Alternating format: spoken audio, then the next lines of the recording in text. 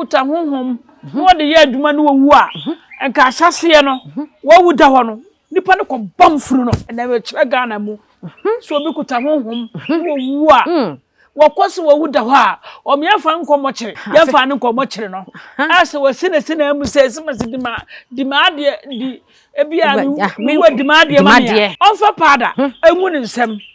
ne nsa ni fam ani bonkum on kan chen se tumadi anyame de man so bedi na saase so no wa ya awie e basa no abam no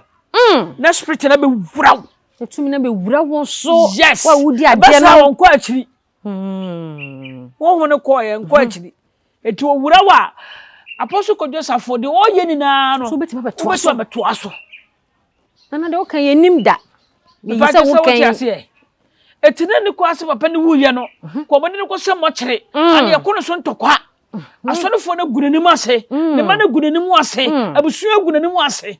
e ba ne sai na ne nyina so nkamfo no se nkomo a na e ba won se mi nyina so enge ko wie ye nuaba adwasafo so